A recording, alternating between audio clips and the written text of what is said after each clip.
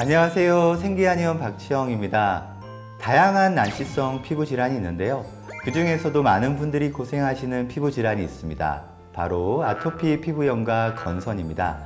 아토피는 지난번 영상에서 설명을 드렸는데요. 이번 영상에서는 건선의 원인과 증상, 그리고 종류에 대해서 설명을 드리겠습니다.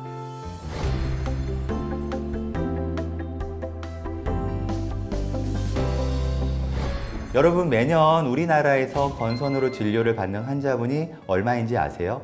무려 16만 명이나 된다고 합니다. 무척 높은 통계죠. 통계에 잡히지 않은 부분까지 고려하면 훨씬 더 많을 것으로 예상되는데요. 하지만 의외로 건선 환자분들도 건선에 대해서 정확하게 이해하지 못하시는 분들이 많으세요. 제가 이번 영상에서 강조드리고 싶은 것은 건선은 단순한 피부 질환이 아니라 전신 면역 질환으로 이해하셔야 해요.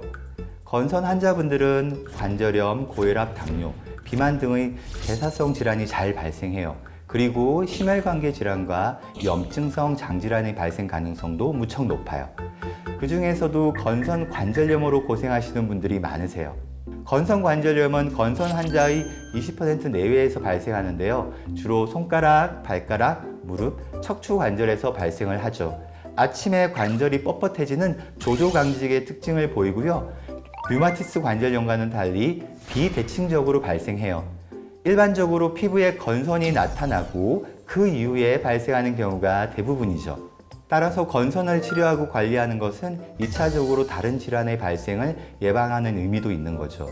제가 진료를 하다 보면 초기에 건선을 치료하고 관리하지 못하신 분들이 너무 많으세요.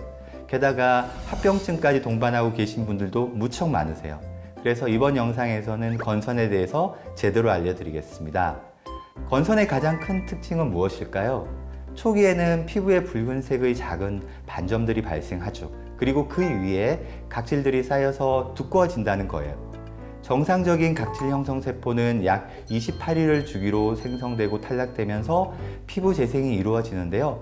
하지만 건선 환자의 경우에는 이 주기가 4, 5일 정도로 빨라져 버려요. 기존의 각질 세포가 탈락하기도 전에 비정상적인 각질 세포가 빠르게 만들어지고 쌓이게 되는 거죠. 그래서 결국 각질층이 두껍게 형성되는 증상이 나타나는 건데요. 그렇다면 건선은 왜 발생할까요? 지금까지 알려진 바로는 우리 몸의 면역세포 중 T세포가 주로 관여하는 것으로 알려져 있는데요. 인체 면역세포 중에는 새로운 물질을 인식해서 면역 반응을 유도하는 덴드라이틱 셀이라는 항원 전달 세포가 있는데요. 건선의 경우에는 유전적인 요인 또는 스트레스, 외상, 약물, 감염, 환경적인 요인에 의해서 이 덴드라이틱 셀이 과활성화되죠. 이에 따라 T셀의 활동 역시 증가하는데요. 이는 TNF-알파, 인터루킨 12, 17, 22, 23 등의 염증 반응을 일으키는 사이토카인들의 분비를 증가시키게 되죠. 이로 인해 각질 세포의 형성이 과도해지고 염증 반응도 증가하게 되는 것이죠. 요약해서 다시 말씀드리면요. 우리 몸의 면역 체계는 외부에서 해로운 물질이 침범했을 때 이를 방어하기 위해 작동해야 하는데요. 하지만 건선은 면역 체계가 이상 반응을 보여 자신의 피부 자체를 공격하기 때문에 발생한다는 것입니다.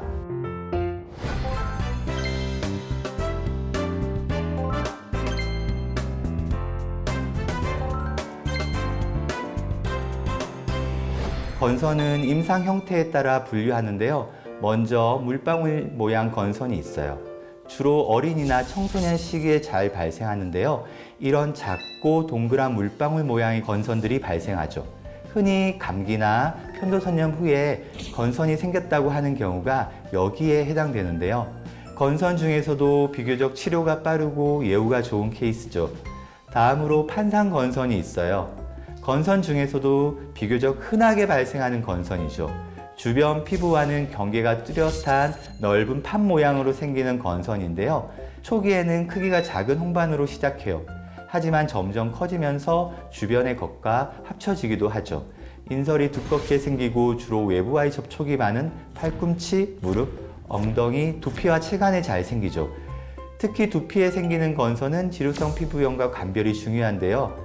두피 건선의 경우에는 이마와 두피, 뒷목과 두피와 같이 경계 부위에 잘 생기고 각질이 두꺼워요. 반면에 지루성 피부염은 두피 내부에 잘 생기고 뾰루지나 농이 보이고 가려움이 동반되는 특징이 있어요. 다음으로 손바닥과 발바닥에 농포가 생기는 건선이 있는데요. 농포성 건선이라고 해요. 손과 발에 발생하는 한포진, 무좀 등과 감별이 필요하죠. 보통 농포성 건선은 노란 고름 물집이 발생하고 통증이 심한데요. 한포진의 경우에는 수포가 비교적 맑고 가려움증이 심한 경우가 많아요. 손바닥과 발바닥은 우리가 많이 사용하는 부위죠. 따라서 이 부위에 농포성 건선이 발생하면 일상생활이 무척 힘들어져요. 마지막으로 홍피성 건선이 있는데요. 아주 드문 경우이긴 하지만 전신에 걸쳐서 발생하는 건선이에요. 발열과 오한 등의 전신 증상을 동반하는 경우도 있죠. 이번 영상에서는 건선의 증상과 종류에 대해서 설명드렸습니다. 건선은 난치성 질환으로 알려져 있지만 충분히 치료와 관리가 가능한 질환이죠. 이후에 건선의 치료와 관리에 관해서도 영상을 만들어 보도록 하겠습니다.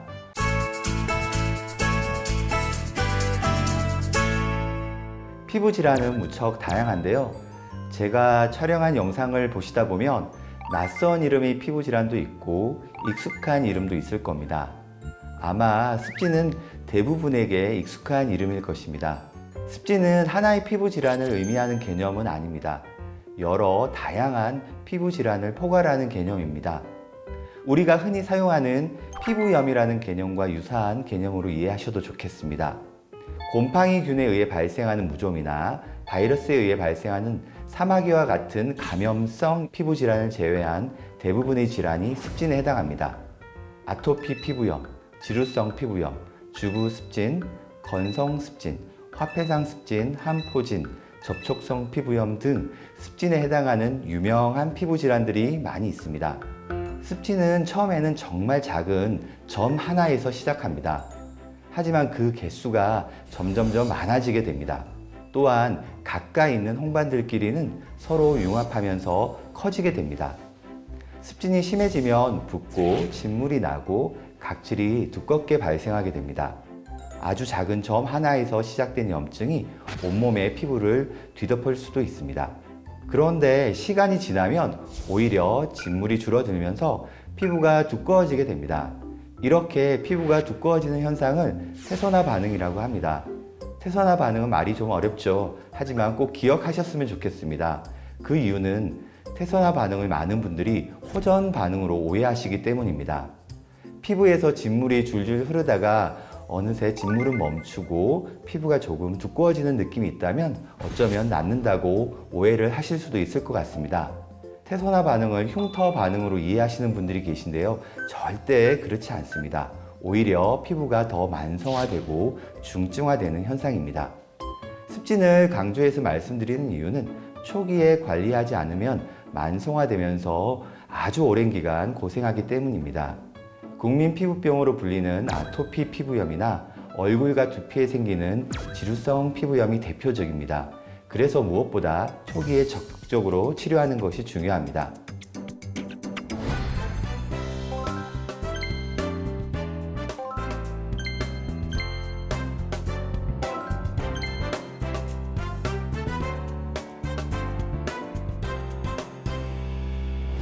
제가 오랜 기간 습진 환자들을 보면서 내린 결론은 습진 체질이 있다는 것입니다.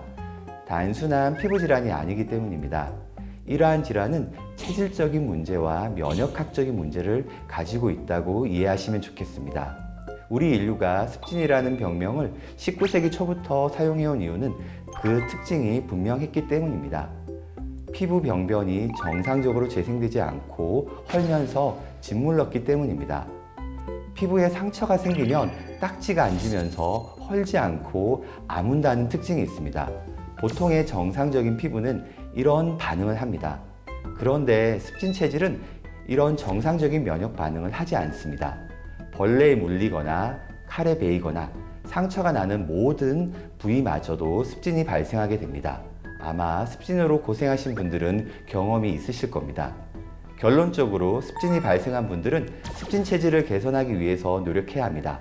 아무리 피부만 치료해봤자 낫지 않고 계속 재발하는 이유가 바로 체질 개선이 이루어지지 않기 때문입니다. 체질 개선을 위해서는 식이 습관, 수면 습관 혹은 목욕 습관 같은 생활 습관을 개선해 주어야 합니다. 그리고 만성화된 습진을 가지고 있는 분들은 반드시 유산소 운동이나 반신욕을 해주셔야 합니다. 습진으로 고생하시는 분들은 피부에서 열이 배출되지 못하는 문제, 그리고 땀이 충분히 나지 않는 체질적인 문제들을 가지고 있습니다. 다만 반신욕의 경우에는 피부에서 진물이 나거나 염증 반응이 심한 경우에는 중지하셨다가 피부가 어느 정도 아물고 나서 다시 해주셔야 합니다. 습진은 건선이나 태성과 같은 다른 난치성 피부 질환에 비해서 호전도 빠르고 치료도 잘 됩니다. 제가 말씀드린 내용을 참고하셔서 꼭 개선하셨으면 좋겠습니다.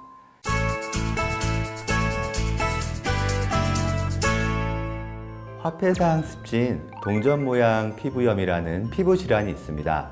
근데 이 화폐상 습진이 정말 괴로운 피부 질환입니다. 왜냐하면 화폐상 습진은 그 가려움증이나 진물이 다른 습진에 비해서 훨씬 더 심각하다는 특징이 있습니다. 게다가 한 번 발생하면 잘 낫지도 않습니다. 그리고 완치가 되었다고 해서 안심할 수도 없습니다. 쉽게 재발하는 경향성이 있기 때문입니다. 그 발생 부위도 손끝, 발끝을 비롯해서 가슴과 유두, 생식기, 겨드랑이 등 민감한 부위는 물론이고 얼굴과 목, 그리고 두피에까지 온 전신에 걸쳐서 발생하게 됩니다. 잠을 한숨도 못 잘 정도로 가렵고 손끝, 발끝은 물론이고 얼굴과 목에서까지 진물이 펑펑 쏟아지므로 정말 괴로운 피부 질환이 아닐 수 없겠습니다. 대부분 화폐상 습진 환자분들은 이 병원, 저 병원을 전전하다가 정말 지푸라기라도 잡는 심정으로 한의원에 내원하게 됩니다. 그런데 막상 화폐상 습진 환자분들이 치료를 시작하면 열의 9, 아니 거의 대부분은 일시적으로 증상이 더 심해지게 됩니다. 그래서 저는 화폐상 습진 환자분들께 한의원에서 치료받는 것을 정말 심사숙고하시라고 말씀을 드립니다. 가볍게 생각하고 시작하시면 반드시 후회하실 수밖에 없는 부분이 있습니다. 그래서 화폐상 습진 환자분들은 한의원 치료를 받기 전에 꼭 이러한 부분에 대해서 잘 이해하시고 치료를 시작하셔야 합니다.